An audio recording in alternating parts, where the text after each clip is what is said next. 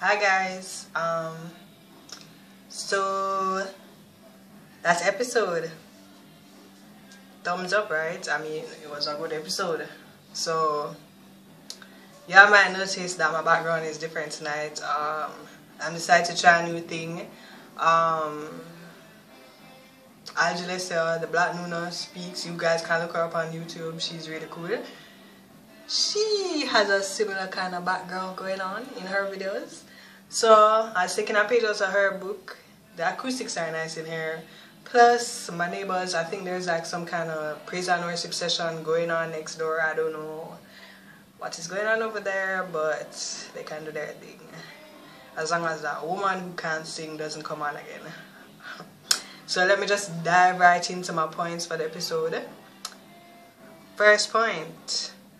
Yeah, so the hunter dude's name is Vaughn. Right on. Yeah, still don't know how he got there. I know why he's there, because he's one of the five and he wants to get to Salas. Don't know, but I'm just wondering how he knew to get there, because I don't think he had the sword or any of those stuff. I mean, well, oh yeah, he has the map. I might need that, but yeah, he has the map, but our team.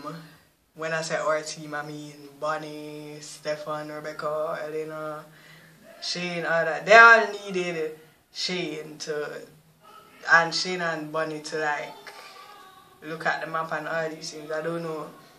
You know what? Let me stop rambling about the map and all that. I just wondered how he got there. I guess it was from the map on his body. Masak. So I'm thinking you guys are hearing that wretched singing. I'm going to try and talk over it. So Masak. Now we see why Masak was helping Shane. Because I was trying to figure out why he was helping him. And he looked like he didn't have a problem doing it. Not like he was like in servitude to Shane or anything. So apparently he was getting the rock. You get the rock and he's out of the picture right now. Hermidark, the headstone. Yeah. Next point. I found it cool that Klaus can speak Aramaic, because that's, you know, the language that is disputed that Jesus spoke back in biblical times. So that's kind of cool. Wow. Can you guys hear that? Jano. Yeah. I was upset by Elena touching Stefan's hand. You want to know why? Because Isaac could have said what she had to say without touching his hand. I mean, to me, she shouldn't be doing that, since she's trying to say that, you know, she's with Damon and she's over Stefan and all these things. She shouldn't be touching him in that way, because that's slightly intimate. I don't friends that, but it's slightly intimate the way how she did it, and I think that she should just lay off for a while until Stefan is like completely like over her. I was upset at her for doing that. In fact, there's lots of stuff that Elena is doing right now that's getting me up. So yeah. What else now? Yeah, about the cure. So I figured there would only be one dose of the cure, because from the original story, right? The way how it was told, the reason Ketsia created the cure was so that Salas would take it and then die, right? So I figured that should make some big old dose that all vampires in the whole world could take this cure and then become human. I think she only did it just for Salas, which, yeah, she did it for Salas. So in the back of my mind, I had that it was just one dose. I didn't say it because I was trying to hold out on the hope that it was more than one dose. And also I was thinking maybe like Bunny or some one of the witches can somehow recreate it, or, you know, amplify it so that there would be enough that everybody can take it somehow. I don't know. I was, you know, when you want to have hope for the characters, so you kind of tell yourself, but in the back of your mind you just know that that's not what's going to happen. Let me go on to my next point here.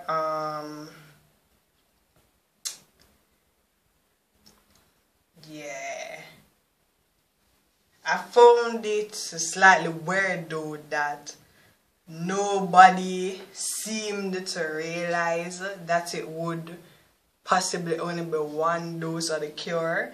Like only Bonnie, I think, kinda was thinking that, but none of the rest of them, all the rest of them were like shocked and and Bonnie was like, well, you know, nobody said it was more.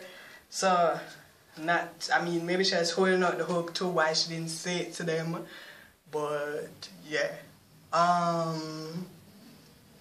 Next point. Yeah. So in my last vlog I had a theory that Vaughn might have been the one that saved Jeremy. You know, when somebody was attacking him, one of the islanders was attacking him, and somebody threw a hatchet after that guy, you know, to save Jeremy. So I thought it was Vaughn because, you know, it would make sense, but then in this show it's never the easy answer. It's always some twisted reason. When I said twisted, I don't mean some bad reason, but it's always some kind of, there is some work to getting the answer, you know. It's not maybe some hard work, but it's not easy answer where, oh, because Vaughn is a hunter, then of course you would help one of the five. So yeah, so it was a Vaughn. Silly me for holding on to that easy answer because Julie Plec doesn't make it easy all the time. I'm ready to, okay, yeah, so about Rebecca telling Stefan about the cure being just one dosage, right? I didn't expect her to say it. The reason why I didn't expect her to say it is not because I think lowly of Rebecca, but because I know that Rebecca knows how Stefan feels about Elena. Yes, he wants to get the cure for himself, but Stefan is always a selfless person. So the fact that he still loves Elena and there's only one dosage, he would want to get it for Elena. Who cares about Rebecca or anybody else? He would try to get it for Elena, right? So that is why I think that Rebecca, it would occur to Rebecca, you know, don't tell this guy. But you know, she snapped his neck in the end, so she have sense. Yeah. So don't underestimate Rebecca, people.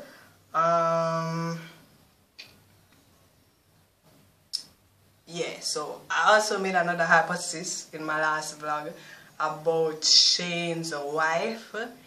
I thought to myself that it's just odd to me that she would have some connection to Silas.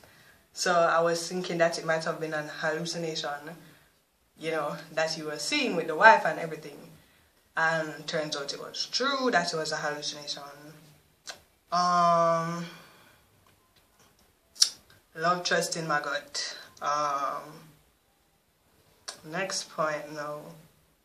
Yeah, Tyler and Carla now. Situation is really grim, really sad. I found myself on one side sad, one side happy. Sad because I do like Tyler and Caroline together. Happy because I see an in for Klaus and Caroline. I know that she might resent him because it's because of him that Tyler has that go away. But at the same time, I think she like him, so something could possibly happen. You know, not sure what I'm supposed to do here, if I'm supposed to be all happy or sad. I'm just going to stay in the middle ground here until I see what occurs with that situation. Yeah. I knew, fly high or low, that Silas was going to be risen. You know why? Because I think that the whole of this, all of the episodes preceding this one have been a lead up, not only to the cure, because the cure, yes, the cure, because everybody wants a cure and all that, but Silas. I think it has been a lead up to Silas being awakened. Now, if it was an end of day scenario, like what Cole was talking about, I don't know, because to me, from the story that Shane told about Silas, it don't look like Silas is such a bad dude. I think the reason why he snapped Jeremy's neck is because he thought that, you know, since he's one of the five, he's going to try and shove the cure down my throat and then kill me, and I don't want to die. So maybe that's why he snapped Jeremy's neck. But yeah, I think Cole would kind of have died in vain, you know, and look like a crazy person if the end of the scenario he was talking about do happen. Yeah, next point, trying to get these over quick because last time was like 18 minutes.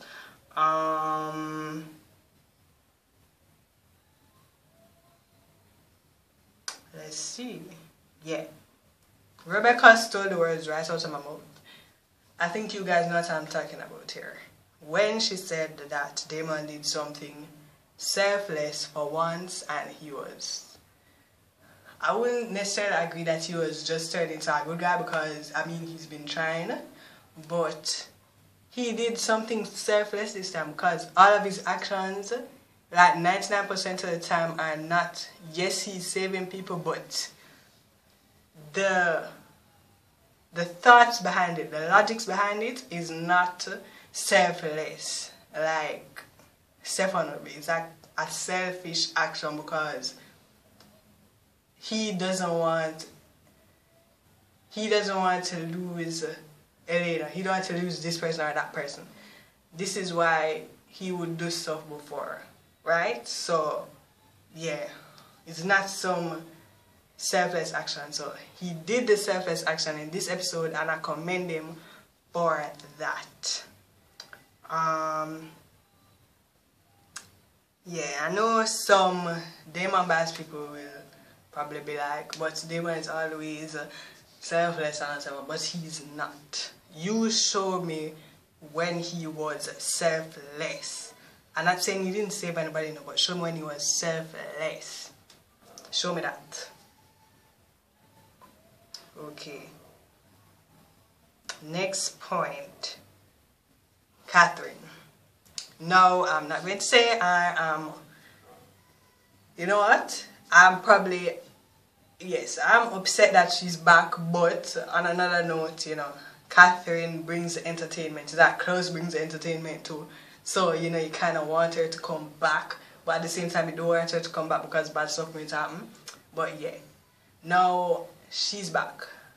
No, woo, yeah, all of these things. But why did she get the cure now? Was it to give it to Klaus? I don't know how she's going to do that because, I mean, she's been running away from Klaus all her life because she's scared of the man. So, that is the only thing that makes logical sense to me because if she take the cure for herself, right, then she would still be vulnerable to Klaus. So it makes no sense to me unless she another thing she could be using it for is like for her own benefit. You know, like to use it as leverage against everybody. Might be for that reason. I don't know, but I'm there thinking, you know, it cannot make no sense if she take it for herself because she'd be vulnerable to Klaus. So, yeah, there's that. Well, next point now.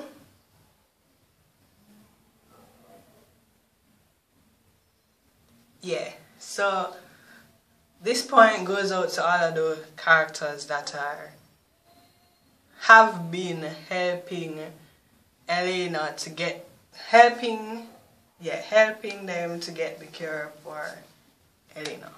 Now, yeah, I know some of them claim that they want to get it for themselves too, but those who are trying to get it for Elena, this occurred to them that aside from it correcting the Cyborn problem, it will be creating the age-old problem of her being vulnerable to Klaus, being a blood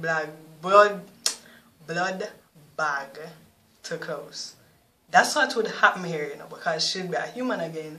So, yeah, Klaus kind of, the whole novelty of the hybrids wear off, but he likes to cause trouble because he's Klaus. So, he's obviously going to want it.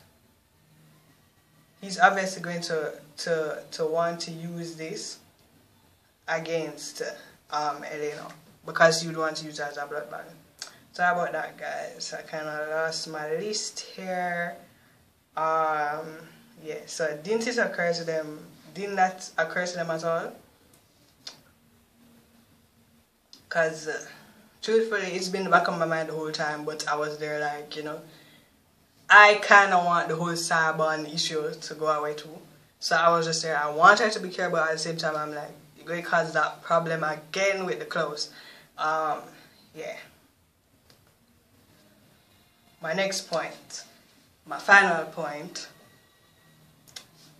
is a point about the last scene with Jeremy and Bonnie. So Jeremy is seemingly dead and Bonnie is half dead.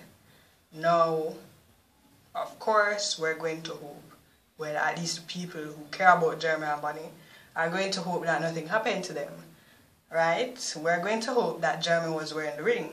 Now, in my mind, I'm not sure if he's wearing the ring or not, because I recall a time when he was wearing the ring and then he took it off because of some reason, I don't remember why, and it was like he was going to put it back on. Don't know if he put it back on, I don't remember. So, in my head, it's like he could be wearing it or he could not be wearing it. Somebody told me there was a scene in the episode where you could see him visibly wearing the ring, so he might have been wearing it. But what also has been occurring to me is, even if he was wearing it, wasn't he like considered technically supernatural? I mean, I know that Bonnie, used her witchy powers and the tattoo came off him, but does that mean he's not one of the 5 anymore? Do we know? Because you know that if he's a supernatural person, the ring don't work. So that's a that one then. I hope Jeremy don't die, because right now I think that would make Elena crazy, and then that would be another issue on top of all of the other multitude of issues that are going to be there now because of Silas being there and all that. And in reference to Bonnie now, I hope that one of them, Stefan, Damon, Rebecca, Elena, or most likely it would be Stefan or Elena, would be able to get there quick enough to give her some of their blood so that she can be, alive and not be dead. I know some people hate Bonnie and they think that Bonnie needs to dead for a long time, but we need her because she's the only witch friend that we have right now from Mystic Falls. Nobody else is our witch friend, okay? So we need Bonnie. So yeah, that's my last point. So I have something to say about the ratings. I haven't been rating the episodes, which is kind of crappy because TeeVee Genie always rates her reviews. So I'm going to start rating now. I give this episode 4 out of 5. I give it 4 out of 5. 4 out of 5 Genie lamps, because I would give it 5 out of 5, but I was expecting to see Silas's undesiccated face by the end of the episode. We did not see that, okay? We still saw his desiccated face and all that. I wanted to see that, and it was a big disappointment to me, so much so that I took away 1 Genie lamp. So yeah, that's what I give it. Anyways, yeah, I tried to make this episode short. I tried to make this vlog shorter than the last time. Not sure if it is, but I tried.